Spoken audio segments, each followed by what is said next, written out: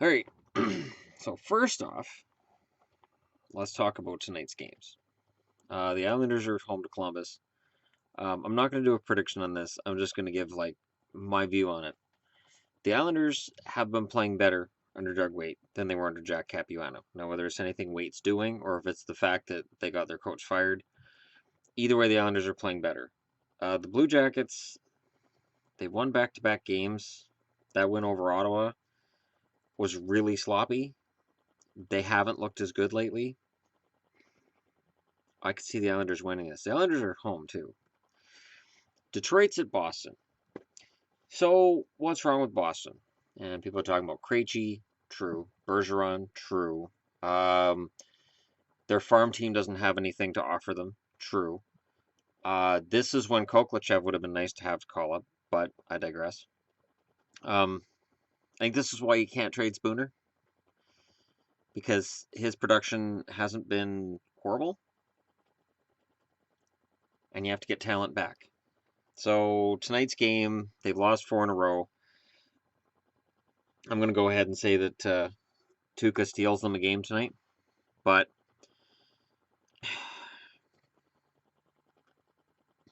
I don't know. It is going to be a long off season in Boston because I just can't see them making the playoffs.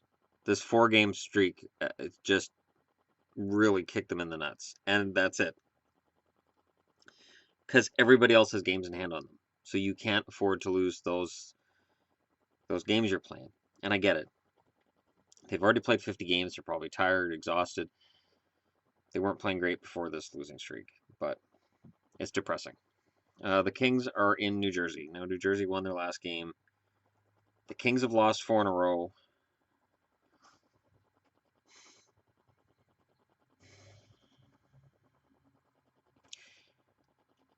I like the Kings in that game, and yet you got two teams that can't score against each other. That's the trick. You got two teams that can't score playing against one another. St. Louis is in Pittsburgh. So as if it wasn't bad enough. Now St. Louis has Carter Hutton playing a farmhand as the backup, and Jake Allen is sitting at home.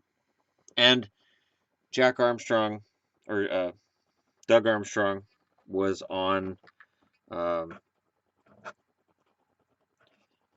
want to say Tim and Sid. No, Hockey Central. At noon. Hockey Central at noon. And he downplayed it. Oh yeah, no, it's just one game. Oh, we're just giving Jake a break. Let him take a mental break from the game. This doesn't happen. This doesn't happen. I'm guessing behind closed doors, St. Louis is panicking. And it's funny because I watched St. Louis, Calgary, and Philly all panicking about goaltending on some level right now. And they always seem to be there. Those 3 organizations seem to always be panicking over goaltending. Outside of Mika Kiprasov and Mike Vernon, it seems to be a story with Calgary at any other given point in time. And in Philly, basically since Ron Hextall, goaltending is always an on and off issue. And St. Louis, it's just seemingly endless. They'll get a guy who can play well for a season or two, and then it falls apart. And it's not... I honestly don't put this on Jake Allen as much as I'm sure the organization wants to. He's not playing well, but neither is the team in front of him. So St. Louis is in a rough spot where now they're going into Pittsburgh. Pittsburgh's firing on all cylinders. They're capable of scoring 5-6 goals a night. Could be ugly. Calgary's in Montreal. That'll be fun. Here are 2 Canadian teams that are in playoff spots. Montreal's leading their division by a lot. But they're not playing particularly well right now. In Calgary, that 7-3 loss at home against Edmonton, losing the entire series against Edmonton this year. Getting swept by Edmonton is just shocking. So, I know over the last couple years, Calgary fans used to kind of taunt me being a Canuck fan. Taunting time is over because Calgary looks awful right now. And I don't know where you go to fix it. Goudreau is not Goudreau. Monahan's fine. The blue line seems to be okay, but the goaltending, if Chad Johnson shows many more cracks, he can't afford to have another start like he had in Edmonton. So, and in Montreal, Carey Price looks like he's getting it together. Even in their last loss, he looked a lot better.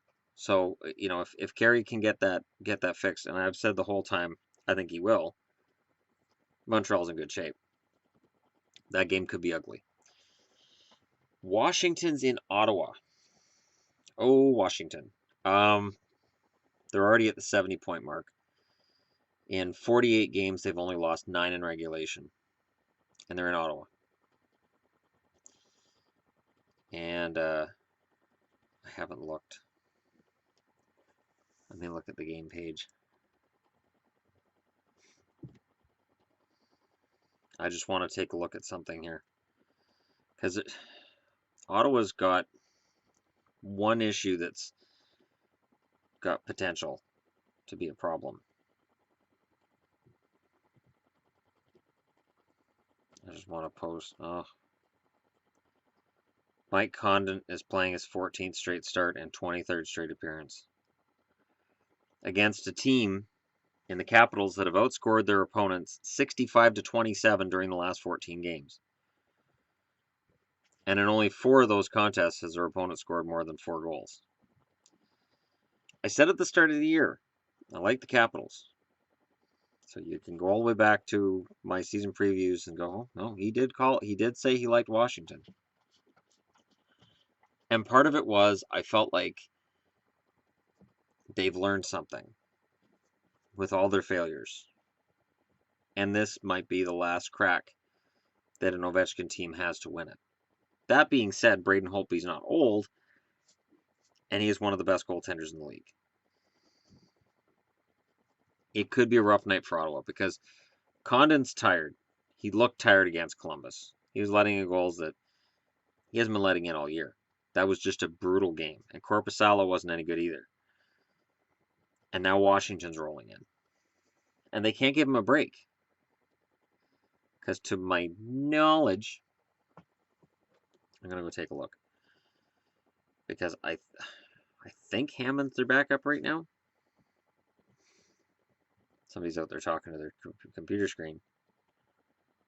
Oh, Hammond's on the IR. So Chris Driedger is the backup. If I'm pronouncing that wrong, it's because I went to school with somebody named Driedger. And that's how you pronounced it. It was spelled exactly like that. So there you go. And with Driedger as the backup, Condon's going to play. And play, and play, and play, and play. And it's going to be feeling a lot like Montreal for him at this point. Has to be. So up next, Buffalo's in Nashville.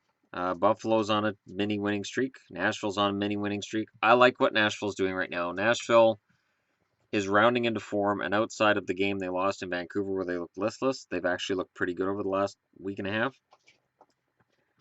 And I like their chances tonight too. Buffalo's showing some fight and some fire, and it looks like Evander Kane is either trying to get it together or hoping to be traded, one or the other. He's either like, okay, I have to play well to get out of Buffalo, or I want to stay in Buffalo, one or the other. San Jose on a 5-game winning streak that nobody's paying attention to because there's been so many 10-game winning streaks. In Winnipeg. Now, the Peg is in trouble. The Peg, win tonight, Winnipeg. Win tonight. Show me something. Show me you can beat a damn good team like San Jose. Show me you can do that. I'm pleading with a team that's not watching my video. This is sad. I'm not even a Jets fan, really. I hate to see them go down like this. It's really hard to watch. Minnesota, coming off of a loss, is in Dallas, so that loss will turn to a win because Dallas stinks. And I hate to say that because I'm a Dallas fan. have every Dallas jersey, and right now I just am not a happy camper. Just not happy at all. Not happy. Tampa Bay. Yep, that was just a kid returning kitty litter for my cats from their cats downstairs. Doesn't matter. But Dallas, I am very disillusioned, despite all the jerseys I have and all the love I have for the team. And what a rough year, hey? What a rough year for me. I'm a Boston fan, a Dallas fan, and a Vancouver fan. Just punch me, because that's what it feels like all my teams are doing right now. Dallas doesn't have a goalie. Boston can't score goals. Vancouver can't win on the road.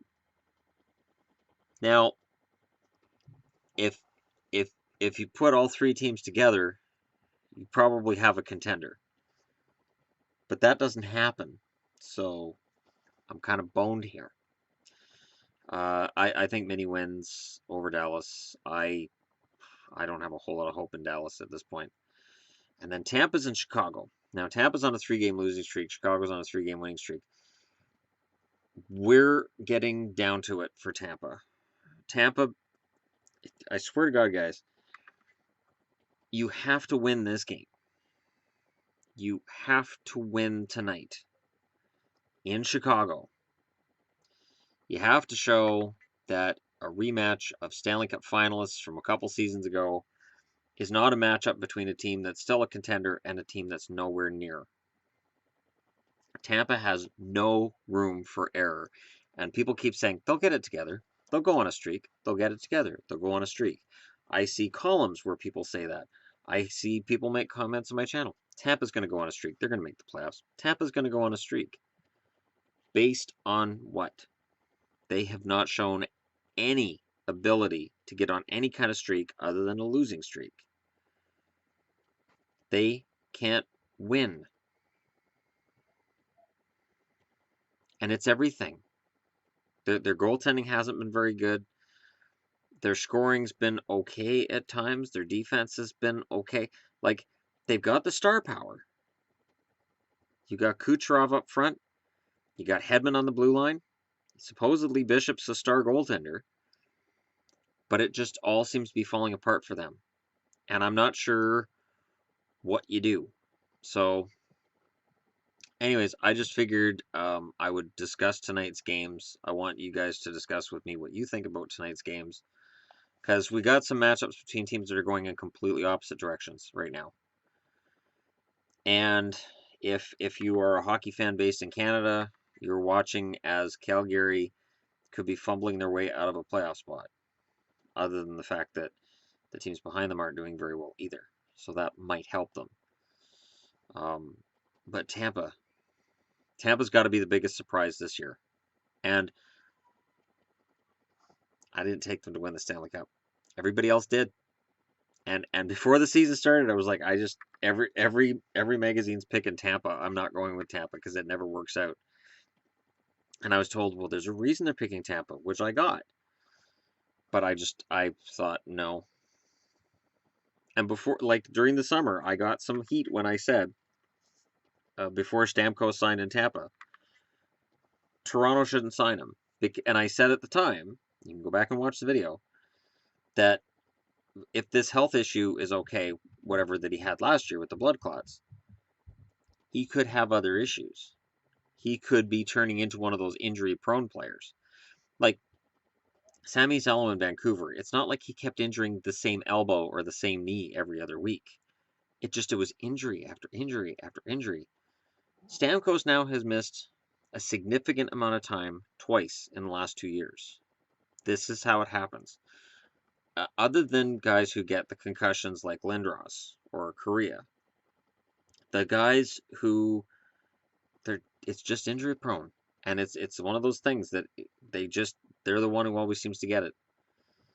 And if the Leafs had sunk, say, $10 million into Stammer, where would they be right now? Honest question. Where would the Toronto Maple Leafs be if they'd sunk $10 million into Stammer right now? And I asked that, So let's take a look. Let's take a look. The Toronto Maple Leafs currently are sitting at 71 million. Their cap space is $2.8 million. So somebody who's currently on the team and contributing would have to not be on the team in favor of them having signed Stamkos. And then what? And then what? So, it's one of those things. That the big name free agent sounds great, but it doesn't necessarily work out that way. So, anyways, it's just one of those things that I look back on and say, not, oh, I was right. It's just that's what I figured, could happen. But I don't see that as an excuse for Tampa because they did it last year without Stamkos. So let me know in the comments what you think. Don't forget to hit like and subscribe if you're browsing right through. We're 63 subscribers away from the magical 2,000 last time I looked. And we also got a new patron last night. Marco Pizik pledged a little bit of cash, and every little bit is greatly appreciated. Thank you. And I appreciate the support I get from you people. And it is something that that I greatly value. So you guys will continue to get the content with or without any financials that any of that stuff. The patron thing I'm cool with, but it doesn't change how I do things here because that's just not me. But thank you very much for watching, and let me know what you guys think about tonight's action and which teams are just headed in the wrong direction.